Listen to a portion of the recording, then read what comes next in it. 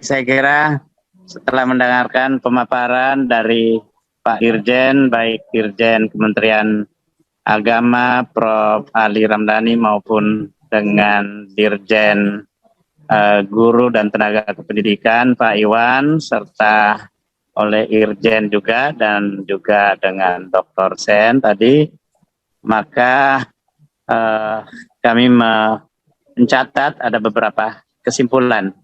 Yang pertama, kita semua dalam posisi yang sama, yakni berkomitmen meningkatkan kesejahteraan dan perlindungan guru honorer pada sekolah negeri dan sekolah swasta melalui seleksi guru, pegawai negeri sipil, dan pegawai pemerintah dengan perjanjian kerja atau P3K. Yang kedua, melakukan rekonsiliasi formasi guru dan tenaga kependidikan GTK P3K antara Kemendikbud, Kementerian PAN, RB, dan BKN dengan BKD dan Dinas Pendidikan. Ketiga, mendorong dan memastikan bahwa semua pemerintah daerah mengajukan formasi guru P3K sesuai kebutuhan daerah melalui sosialisasi ketersediaan DAU tahun 2021 untuk gaji P3K. Keempat, memastikan optimalisasi formasi P3K bahwa semua guru honorer tetap dapat mengikuti seleksi guru yang mengajar di daerah tanpa formasi dapat mendaftar di daerah lain, dan guru yang melewati passing grade tahun ini namun tidak mendapat formasi dapat menggunakan nilai hasil tes tahun ini di tahun selanjutnya. Kelima, mempercepat dan memastikan pengangkatan 173.730 guru honorer yang lulus formasi pada ujian pertama menjadi guru P3K, dan memastikan bahwa seluruh guru yang bertugas di sekolah negeri berstatus ASN termasuk guru agama sekitar 149.763 guru K2 dan non-kategori. 6. Menjalin sinergi yang optimal antara pemerintah daerah, universitas, dan sekolah dalam perekrutan guru baru. 7. Mempercepat program sertifikasi guru, khususnya guru agama, melalui penambahan kuota per tahun dan atau melalui pola baru sertifikasi yang tidak terlalu membebani keuangan negara, daerah, dan yayasan. Kedelapan, mendorong kepala daerah untuk mengeluarkan SK guru honorer untuk mempermudah pengurusan NUPTK dan sertifikasi guru. Kesembilan, memberikan kesempatan lebih banyak kepada guru dan tenaga kependidikan untuk mengikuti program-program peningkatan kompetensi.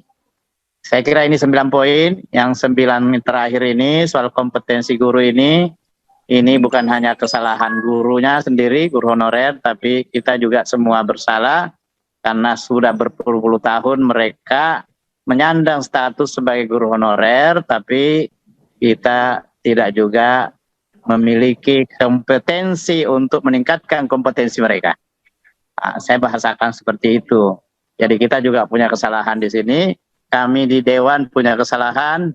Bapak-bapak di eksekutif juga punya kesalahan. Karena itu jangan kita bebani kesalahan hanya kepada mereka sehingga dia terus-menerus menjadi korban. Kita semua berharap bahwa guru ke depan tentu kita menginginkan kompetensinya, dan sehingga posisi kita dalam PISA juga peringkatnya bisa menjadi lebih baik. Tapi yang paling mendasar sekarang ini adalah bagaimana menyelesaikan permasalahan yang di depan mata ini, mengamputasi sehingga tahun-tahun mendatang tidak ada lagi persoalan seperti ini. Silakan nanti Pak Dirjen menggunakan metode rekrutmen yang lebih hebat sehingga kita bisa menghasilkan tenaga-tenaga kependidikan yang lebih kompeten. Tapi untuk sekarang ini tidak bisa kita jadikan ini sebagai alasan untuk kemudian mereka tidak diakomodir. Harus kita berikan apresiasi. Dia sudah mengabdi sedemikian lama, kami yang sering ke daerah menyaksikan bagaimana pergulatan mereka di daerah untuk mencerdaskan anak-anak kita dengan kompetensi yang minimalis yang dia punyai. Saya kira demikian Pak Dirjen. Apa bisa kita... Ada catatan sedikit Pak Tamsil. Mungkin kalau ke nomor ini nomor 1 nih, ini kita di seleksi nanti kita dimarahin BKN Pak atau PNS P3K ini untuk sekolah negeri Pak, untuk jadi ASN. Begitu. Coba di redaksinya bagaimana? Kemarin juga kita bicara dengan BKN ini. Ya. Nanti kita dimarahin sama BKN. Ini kan seleksi ASN PNS P3K ini ASN. Jadi ini untuk institusi negeri. Itu yang pertama. Terus yang nomor 2. Okay. Nomor 2 itu Kemendikbudristeknya ketinggalan Bapak. Oh, risteknya ya betul ketinggalan. Ya. Kelihatannya Kementerian Agama kenapa tidak masuk ini? Kementerian Agama ini. Ya, betul. Saya kira Kementerian Agama di situ karena juga ada menyangkai. Beginilah, pokoknya pertemuan-pertemuan yang high level ini harus sering-sering diadakan karena saya lihat kalau itu sering terjadi lebih memudahkan untuk mendapatkan solusi. Ya, pertukaran-pertukaran pikiran di lintas eksekutif juga ini perlu supaya jangan saling lempar. Kita biasa di daerah ada yang mengatakan ini di Kementerian Agama, Kementerian mengatakan di daerah, begitu pula dengan BKN di daerah, Kementerian Dalam Negeri juga begitu. Ya, ini saya kira perlu ada pertemuan-pertemuan yang seperti yang disampaikan tadi. Melalui pertemuan banyak masalah yang bisa diselesaikan. Tadi siapa tadi Pak Dirjen Agama barangkali tadi yang menyampaikan. Oke, kalau tidak ada lagi kita bisa sepakati ini Pak ya. Sorry, Pak Tamsil ada lagi nomor di bawah Pak. Maaf ini takut ini ya. Nomor 6. Oke. Nomor 7 Pak, maaf. Nomor 7. Khususnya guru agama Pak ya. Yang akselerasi tadi, yang seingat saya ini saya kutip tadi pernyataan Pak Dirjen Pak Iwan ini. Iya, ini tentunya ini dari Kemenak ya Pak, yang di ini Kemenak, oh ya. Regulasi, ya. Kita akan bantu tentunya. Tapi ini ada di Kemenak secara tusinya. Ya, saya kira sampai pola baru sertifikasi yang tidak terlalu membebaninya, karena biasanya ya sampai dengan menambah kuota per tahun gitu aja, mempercepat program sertifikasi guru khususnya guru agama melalui penambahan kuota per tahun. Jadi oke, setuju. Iya, itu aja sampai situ aja ya. Lalu yang ke-8 Pak Tamsil. Ya. Oke, cocok. Udah. Kalau Pak Iwan udah ya. Nomor 8 Pak Ketua, Pak Tamsil mohon izin ini kita nggak mau lagi ada guru honorer Pak, itu tujuannya. Jadi sebenarnya guru honorer kan guru darurat ya. Jadi menurut kita itu nggak perlu lagi gitu, karena tujuan kita perlu lagi ya. Ya betul Pak. Jadi kalau NUPTK itu kan juga ada mekanisme alternatif saat ini, bisa ke LPMP juga. Izin. Udah nomor 8 kita delete ya. Pak Tamsil izin. Pak Dirjen. Silakan. Pak Dirjen. Siapa Pak Jaja? Pak Iwan. Kalau ditambahin guru honorer dalam jabatan saja gimana? Artinya yang sudah existing. Oh, yang existing ini nih maksud Pak Dirjen. Bukan yang baru lagi. Kalau begini gimana? Karena bukan baru.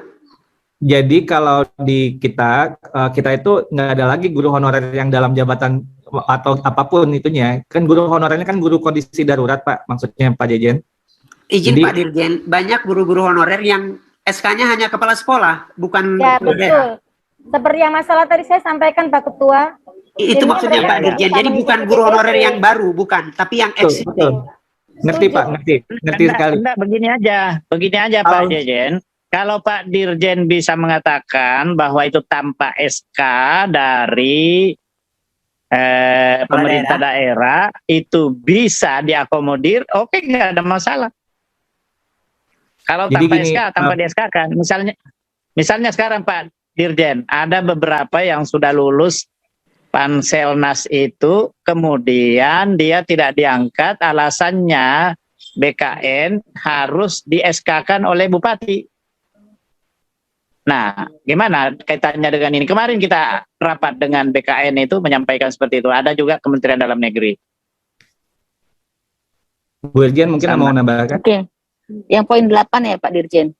Betul. Iya. Oke.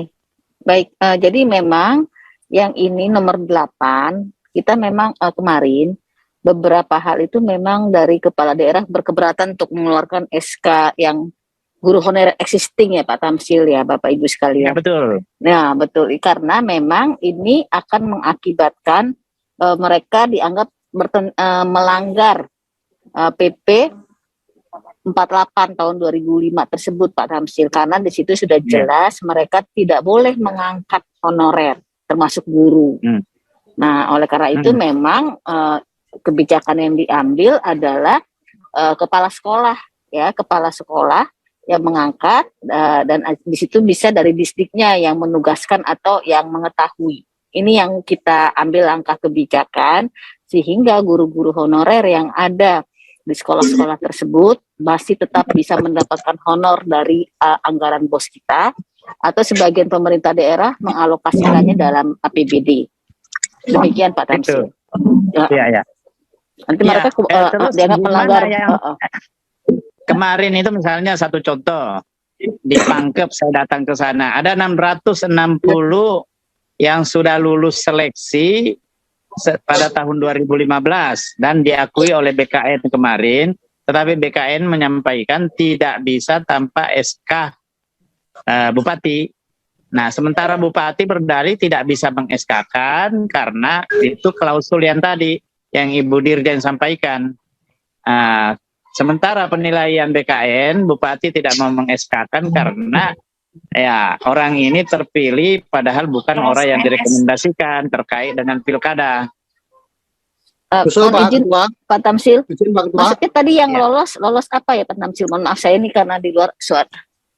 Lolos apa tadi Pak Tamsil yang dari BKN? Panselnas, Panitia Seleksi Nasional, udah dinyatakan lolos. Iya, lolos sebagai PNS.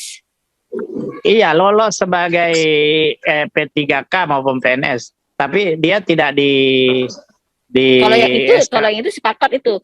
Jadi mungkin yang ini guru honorer jangan dalam jabatan, tapi yang tahun kapan yang kemarin lolos sebagai PNS atau P3K jika memang itu ada di daerah tersebut gitu. Begitu ya Pak Dirjen ya? Ya betul. Betul, Kalau Pak itu Ketua. Pak Ketua Izin Pak Ketua. Silakan Pak Bambang dulu, baru Bu Novita. Terima kasih Pak Ketua atas waktunya. Kami usul Pak, masalah SK ini, karena sampai sekarang itu masih multitafsir Pak. Ada daerah yang berani meng-SK-kan, ada yang tidak. Nah, ada salah satu daerah yang membuat terobosan, SK itu adalah penugasan dari kepala dinas atas dasar dari SK kepala sekolah, sehingga kepala dinas itu hanya menugaskan bukan mengangkat. Nah, dasar pengangkatan adalah dari kepala sekolah, sehingga ini ada solusi Pak. Kalau tidak ada solusi nanti kasihan penugasan itu. Iya betul. Iya tadi yang saya sampaikan itu disampaikan Pak Bambang. salah satu usulan kami adalah yang disampaikan Pak Bambang yang tadi saya sampaikan. jadi usulan kami adalah penugasan dari kepala dinas atas dasar SK kepala sekolah. Jadi ini supaya nanti segera ada solusi. Terima kasih Pak Ketua. Makasih Pak Bambang. Ya, solusinya ini yang kita perlukan Pak. Apapun yang itu, kepala sekolah atau siapa nanti ya, ada solusi dan itu diakui oleh Pak Dirjen. Iya. Tapi mungkin kalimatnya mungkin tadi yang disampaikan Pak Dirjen untuk kita ubah. Mohon izin Pak Tamsil. Jadi silakan, mendorong kepala daerah untuk mengeluarkan surat penugasan atas dasar atas penugasan guru honorer dalam jabatan gitu Bu ya, melalui kepala dinas kepala dinas pendidikan ya. Kepala dinas pendidikan. Iya. Guru honorer yang tahun berapa? Guru honorer yang terkait dengan guru agama, yang terkait dengan guru agama tadi gimana? Iya Pak Ketua, izin. Ya silakan Bu Ketua, Novita. ini kan tadi saya sudah sampaikan, cuman karena memang dari pendidikan agama Kristen tidak ada, saya juga bingung mau menyampaikan kemana, karena ini permasalahan guru agama Kristen di seluruh Indonesia. Rata-rata guru honorer agama Kristen itu SK-nya SK kepala sekolah, sementara persyaratan mengikuti PPG itu harus SK Pemda atau kepala dinas. Itu yang menjadi masalah sekarang ini. Jadi mohon ada solusinya. Masa mereka mau dibiarkan begitu saja? Kan mereka udah berdedikasi cukup lama buat sekolah-sekolah ini. Iya. Ini apa? Saya sependapat dengan Ibu Novita, terjadi juga di NTB seperti itu. Usul Pak Ketua. Poin 8 ini apa belum? Belum. Usul Pak Ketua, poin 8 Pak Ketua. Usul Ya, poin 8 silakan, Pak Pak Ketua. Bambang. Terima kasih Ya. Pak Ketua. Jadi nomor 8 itu ditambahi aja Pak. Dalam jabatan Kepala Dinas Pendidikan atas dasar SK dari Kepala Sekolah. Setuju. Ya. Itu solusinya itu. Ya, itu. Yang harapan kami seperti itu. Solusi, ya. Jadi mendorong kepala daerah untuk mengeluarkan surat penugasan guru honorer dalam jabatan melalui Kepala Dinas Pendidikan atas dasar surat keputusan dari kepala sekolah, gitu. Ya, ya betul. Gimana Bu Irjen, gimana? Udah cocok redaksinya, Bu? Ya betul Pak Tamsil, tapi mungkin kita harus guru dalam jabatan ya, jadi jangan ada pengangkatan baru ya Pak. Iya, enggak. Iya. Oke. Dalam Tidak ada jabatan. pengangkatan baru, ya. Ya. Baik, saya kira kalau ini kita sepakati, Ya Pak, Kita- oke Pak. ya Pak Dirjen sudah selesai ya. Ya. Baik, dengan demikian saya persilakan apa Anda ingin menyampaikan closing statement dari Pak Dirjen? Silakan sebelum saya tutup. Pak.